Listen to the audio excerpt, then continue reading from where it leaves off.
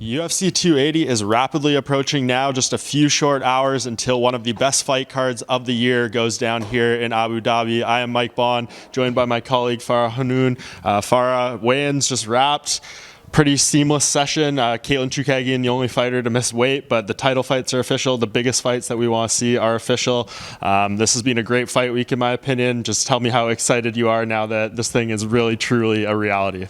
I mean, super excited. It's good to see that most of the fights are intact, except Zubaira Tukhugov and Lucas Almeida. That's off due to weight management issues from Zubaira's side. But other than that, I mean, we still got a very stacked fight card. I can't complain. Yeah, it's going to be awesome. Obviously, it goes down at nighttime here on Saturday afternoon stateside, a rare kind of time pay-per-view, but it seems like this thing is trending off the charts. The numbers for us have been unreal all week, and obviously a lot of that centered around the main event between Charles Oliveira and Islam Makhachev, the two fighters to weigh in first at weigh-ins this morning. No, room for error with those guys. Oliveira ran out onto the stage, jumped on. He was so happy to get that over with, it seemed like, but this is just such a great fight. Do you have any big takeaways from this week and what we've seen between these two? We obviously had the press conference back and forth. They had a lot to say at media day. Just tell me how your vibe is with this fight right now as it gets really, really close now.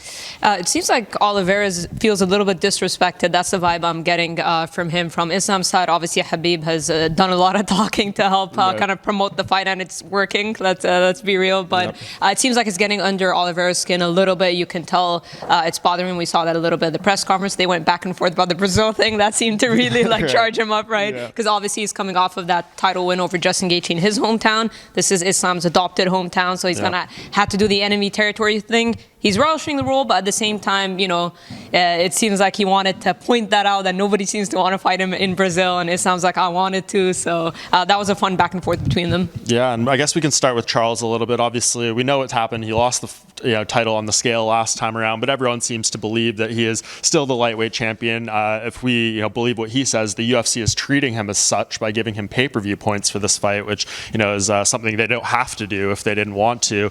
And for him, I mean, he's obviously been on such a roll right now, this amazing 11 fight winning streak, 10 finishes in that run.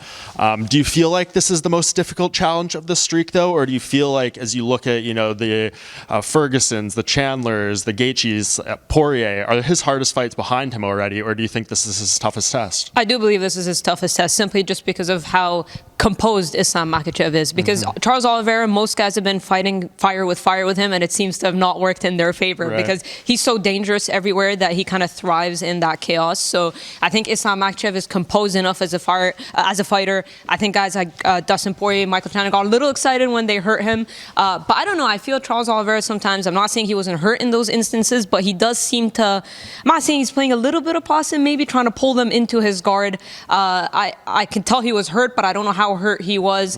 He seems to try to pull them in. Seems to be a bit of a shooter box thing, because I recall Felipe Arantes way back, if you remember his fight with Josh Emmett. Emmett holds the record for most knockdowns. Some of those knockdowns were a bit delayed reactions. Something told me that Arantes maybe knew he couldn't stand with Josh Emmett and wanted to pull him in his guard and try to play off of his back. So it seems like a bit of a shooter box thing, maybe, that they try to kind of lure people in.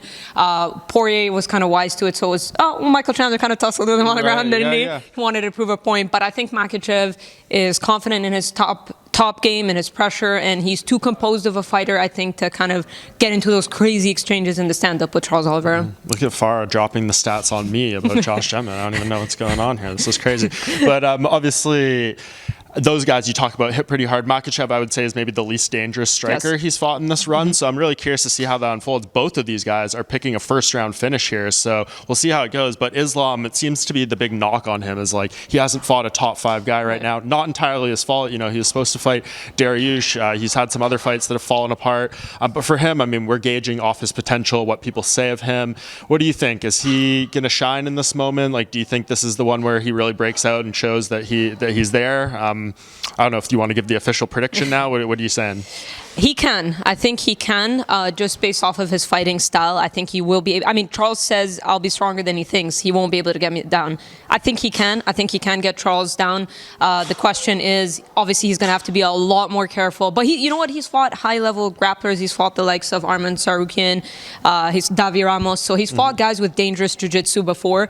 But I think Charles, just because he's dangerous in the in-betweens as well. His Muay Thai is super sharp, the clinch, everything. He's just got to be very, very careful. That's what it is. I feel like Makhachev has to be more careful than he ever has been in every single point in this fight, just because Charles is dangerous everywhere. But I think with Makhachev's game and what he does, because he does it so well, can shine. I do believe he's going to be able to take Charles down, but the question is he going to slip up and make a mistake? Because if there's anyone who can make him pay, it's Charles. Okay, so are you picking Islam? It's tough, it's very tough. You know what? I could see it going both ways. I honestly can. We don't sit on the fence here, Farah. You got to make a pick. You did the staff picks. Come on, who are you going with? Leaning Islam. Okay, that good. We have a nice split here for the first fight. I am picking Charles. It's been, I've gone against him like a few fights during this run, but since the Poirier fight, that was kind of the turning point. Like I thought he was, really on point that night, and then the last one against Gaethje, I thought he was going to finish it pretty much as he did. So I don't know if this is going to be, as easy as a fight, quote unquote, or if he's going to be able to finish it as quick. Might be a little tougher, but I do think he gets his hand raised and reclaimed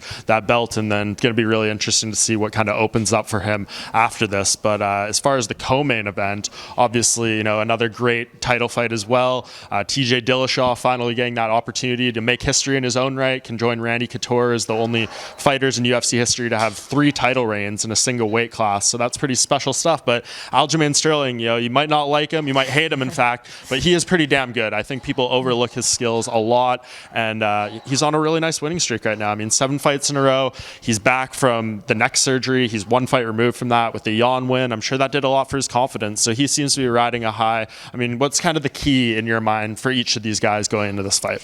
I think the key thing is the wrestling, because, TJ's talking about, I'm going to show him what D1 wrestling is all about. Does he really want to tussle with him on the ground? Why would you go where Aljamain is the strongest? Because Aljamain's got unorthodox everything, in my opinion, not just the grappling, but his striking as well. He's long. He's not maybe the most technical striker in the world, but he's long. He fights long. He's got kicks. He could keep TJ at bay and make things interesting on the feet. Obviously, I do give the advantage to Dillashaw on the feet. I think his footwork is going to be interesting in terms of how Aljamain can close the distance and get him down. But that's the thing. Aljamain doesn't need a traditional takedown. I think if you just kind of in the scrambles, if he slips, he'll jump on his back. We all know what he wants to do. He showed us in the open workout a little preview of what he wants to do. That's what he does, right? So I don't know if TJ is just saying that because, just for the buildup of the fight, but do you want to go near Aljamain on the ground where he has thrived and made so many guys pay? I don't know about that. So I think for TJ, it's a distance management thing. Because Aljamain's long, it might be a little bit tough, but you don't want to get too close to Aljamain because he kind of latch onto you. Yeah, and what have you just made of the build-up here? I mean, a lot of PED accusations or PED reminders, whatever you want to call it, from Aljamain Sterling. TJ seems to be, again, you might not like him, but he seems to be rock solid upstairs. Yeah. You could maybe argue otherwise, the fact that he did get caught cheating, but when it comes to this fight, he seems to just be really thinking he's going to dominate. I don't know if it's an overconfidence, but what do you kind of make of TJ's mentality here? Is he maybe overlooking Aljamain and thinking this is going to be easy? He's predicting a quick finish, things like that. It does appear from that sense, if you look at interviews he's done, you spoke to him as well, it seems like he is, if we're just basing it off of that. I don't know if while training and stuff, I don't think so, because he seems to have an insane work ethic when it comes to the training room and stuff like that. So I think maybe it's just kind of to sell the fight, although Aljamain doesn't seem like TJ's doing too great of a job selling the fight, right? Yeah. But I thought they were great at the press conference. But yeah, I think, he has a lot's on the line for him too, right? He has a chance to potentially cement himself as the greatest bantamweight of all time. It's obviously arguable depending on what you look at, but it will really help his argument if he can. And if he does lose, it's going to set him back quite a bit, right? Yeah. So I think this is a very important fight for TJ. I do think maybe a little bit is just kind of trash talk. It'll be a massive mistake if he's underestimating, because we've seen what happened with Petr Yan and Aljamain in the rematch. Felt like Jan was really underestimating Sterling, and he surprised everybody. Yeah, and this will kind of slide into the next topic here, but do you feel like, maybe not even just these guys, but this bantamweight division as a whole, do you think anyone is poised to be a long-term champion here? It's so good. We talk about how deep this weight class is. Whoever comes out, do you think, they're going to be able to hold this belt for a long time? You know what? I always thought Petr Yan was that guy. Yeah, I really did. I thought Petr Yan, because he's very well-rounded. I do think his ground game is good. But that's the thing I was talking about Sterling. He's not the guy who necessarily needs to shoot for a traditional double leg to get you in those grappling positions. So, and he's very strong. Aljamain's quite big as a 35er as well. So, I thought it was Petr Yan. I wouldn't even be surprised if Petr Yan in the future reclaimed his title. I just think it was a lot of tactical errors from his part against Aljamain. I would weirdly like to see, although the first 2 fights were super weird, I would weirdly like to see a trilogy bout. Not that I'm not convinced that Aljo beat him in the rematch. I thought Aljo had a lot of dominant control time, close to potentially getting stopped, maybe even a 10-8 in one of those rounds. So definitely not taking anything away from the rematch, but I would want to see a third fight. I think if there's someone I could point to, it's potentially Jan. TJ maybe too. I mean, he's very, very skilled, but I think a lot will show after Aljamain. Yeah, well, and speaking of Petr Yan, obviously we know he is fighting Sean O'Malley in the featured bout on this card. A really just fascinating matchup. The UFC doesn't do this often, where they have, a guy who's, I don't know, Jan's 2 in the rankings, 1 or whatever, against O'Malley, who's, down there quite a few steps. This is going to be kind of a make or break moment for Sean O'Malley, right? He's been so hyped up since he's got in. He's had his opportunities to flourish, but, against Marlon Vera, he fell short, and against, Pedro Munoz, he had the weird ending too. So, we don't really know what he's capable of against the elite of the elite here. So what does your gut say? Do you think this is Sean O'Malley's breakthrough moment where the sugar show, really starts to take over, or do you think it gets halted in its tracks here?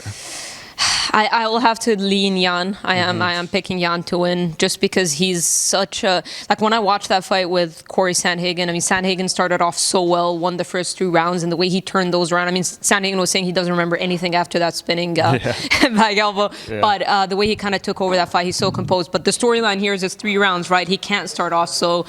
I could weirdly see this being a bit, I don't want to use the word boring, but a bit of a slow fight. I could see that just because they're both very technical strikers and they're both going to be very tactical. And I know that O'Malley is going to be wary of Jan's power. He can't take him lightly.